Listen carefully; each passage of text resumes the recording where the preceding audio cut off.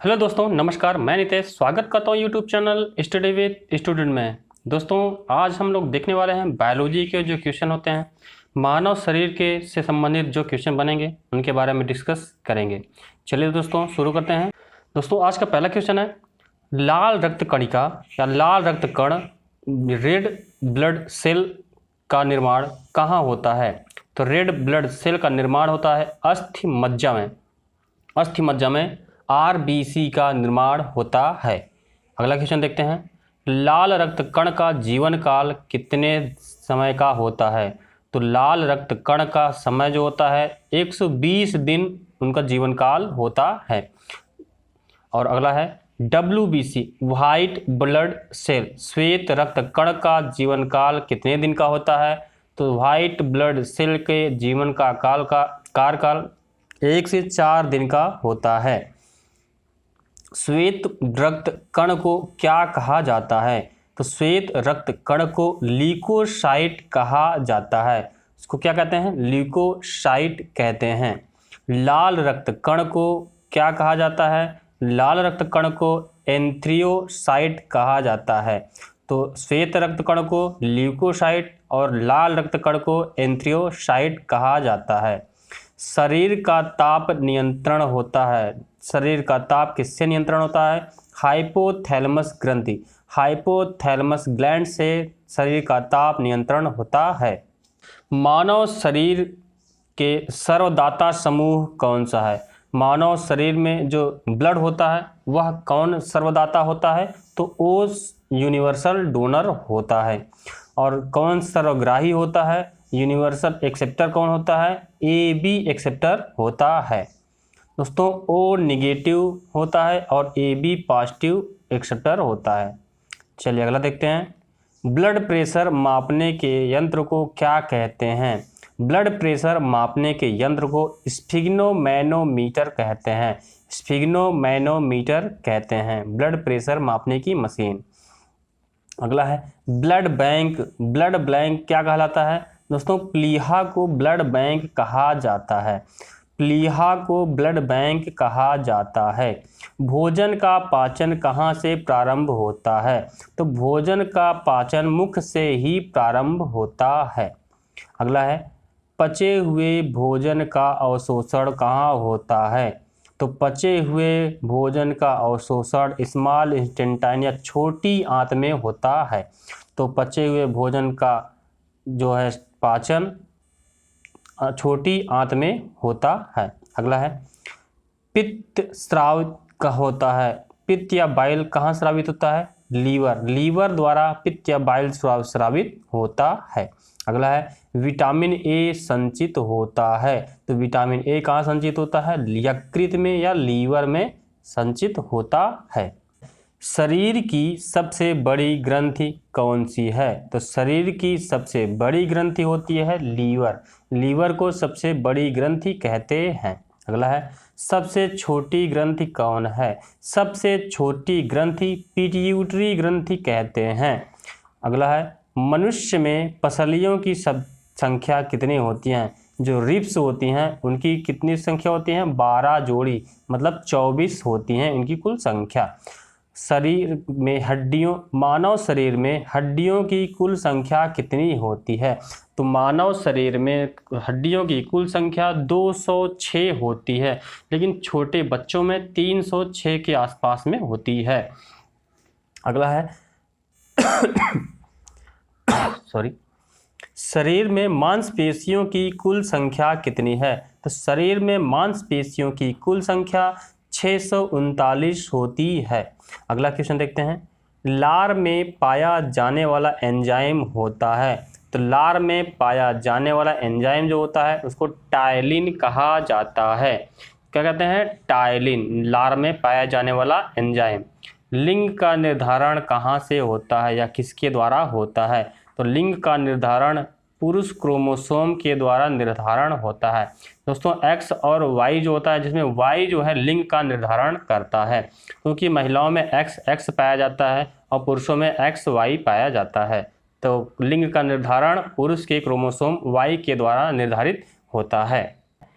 मनुष्य का हृदय होता है। मनुष्य का हृदय कैसा होता है? 4 कोष्ठी। मनुष्य के हृदय में 4 कोष्ठी होते हैं, 2 अलय और 2 निलय होते हैं।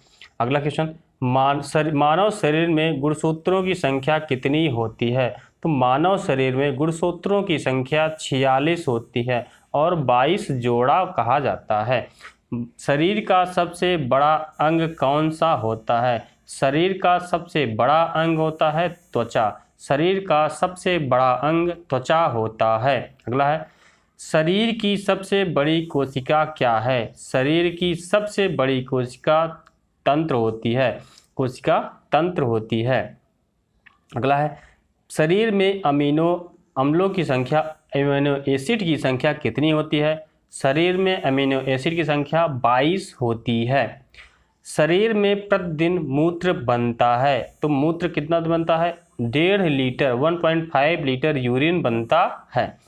मूत्र से दुर्गंध क्यों आती है? यूरिन से क्यों गंध आती है? यूरिया के कारण दुर्गंध आती है। मानव मूत्र का पीएच मान कितना होता है? 6 होता है। कहते हैं शरीर का सामान्य तापमान होता है 98.6 फ़ारेनहाइट या 37 डिग्री सेंटीग्रेड और 310 केल्विन। ये तीनों फॉर्मेट अलग अलग दिखाते हैं। एक होता है 98.6 डिग्री सेंटीग्रेड, 98.6 फ़ारेनहाइट होता है और 37 डिग्री सेंटीग्रेड होता है और 310 केल्विन में मापा जाता है। अगला है, टिबिया नामक हड्डी कहाँ पर पाई जाती है? तो टिबिया नामक हड्डी जो है पैरों में पाई जाती है। दांतों और हड्डियों की रचना के लिए आवश्यक तत्व कौन सा होता है? तो दांतों तथा हड्डियों की संरचना के लिए कैल्शियम तथा फास्फोरस जो है वह प्रमुख तत्व होता है। अगला है, रुधिर को थक्का जमने में सहायक होता है। तो रुधिर जो है प्लेटलेट के कारण थक्का जमता है। मस्तिष्क तथा सिर के अध्ययन को क्या कहा जाता है? मस्तिष्क तथा सिर के अध्ययन को फ्रेनोलॉजी कहा जाता है। क्या कहते हैं? फ्रेनोलॉजी कहा जाता है। श्वसन के दौरान सर्वाधिक मात्रा में ली गई गैस कौन सी होती है? तो श्वसन के दौरान सर्वाधिक मात्रा में ली गई गैस नाइट्रोजन गैस होती है। जीवित जीवाश्म कौन सा है? तो जीवित जीवाश्म साइकस है। साइकस जो है जीवित जीवाश्म है। मिनी माता रोग किसे या किसके कारण होता है? मिनी माता रोग जल में मरकरी के दूषण से कारण होता है। दोस्तों, अगर मरकरी की जो मरकरी होता है वह हमारे शरीर में प्रवेश कर जाती है तो उसकी कारण ही मिनी माता रोग हो जाता है। अगला है, मानव त्वचा का अध्ययन करने के लिए कौन सी विज्ञान या क्या कहलाती है? तो इसको कहते हैं दोस्तों डर्मेटोलॉजी, या डर्मेटोलॉजी जो होता है उसी को डर्मेटोलॉजी त्वचा या ह्यूमन स्किन जो होती है उसकी अध्ययन के लिए कहलाता है। कीड़ों का अध्ययन करने वाली विज्ञान को क्या कहा जाता है? तो कीड़ों का अध्ययन करने के लिए एंटोमोलॉजी कहलाता है। तो कीड़ों का अध्ययन एंटोमोलॉजी कहलाता है। पित्त किस अंग द्वारा पैदा किया जाता है? तो पित्त जो है यकृत के द्वारा पैदा किया जाता है। पित्त जो है कहाँ पर एकत्रित किया जाता है? तो पित्ताशय में पित्तरस को एकत्रित किया जाता है। मानव शरीर में रुधिर बैंक का कार्य कौन करता है? मानव शरीर में रुधिर बैंक का कार्य स्प्लीन या तिल्ली जो होता है उसको कहा जाता है। शरीर में हीमोग्लोबिन का कार्य क्या होता है? तो हीमोग्लोबिन का कार्य होता है ऑक्सीजन का परिवहन करना। हीमोग्लोबिन में क्या होता है? तो हीमोग्लोबिन में लोहा आयरन पाया जाता है। मानव शरीर में खून किसकी उपस्थिति के कारण नहीं जमता? दोस्तों, हिपेरिन नामक जो तत्व होता है उसके कारण खून नहीं जमता है। रुधिर के प्लाज्मा में किसके द्वारा एंटीबॉडी निर्मित होता है? तो रुधिर का जो प्लाज्मा है उसमें लिम्फोसाइट के कारण एंटीबॉडी निर्मित होता है। लाल रक्त कणिकाओं का शमशान किसे कहा जाता है? आरबीसी का कब्रगाह प्लीहा को कहा जाता है। क्रेब्स चक्र का किसका संश्लेषण है?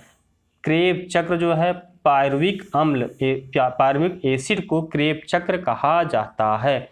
मानव शरीर में यूरिया का निर्माण कहाँ होता है? तो मानव शरीर में यूरिया का निर्माण यकृत में होता है। अगला है, रक्त की अशुद्धियाँ किस अंग में जाकर छनती हैं?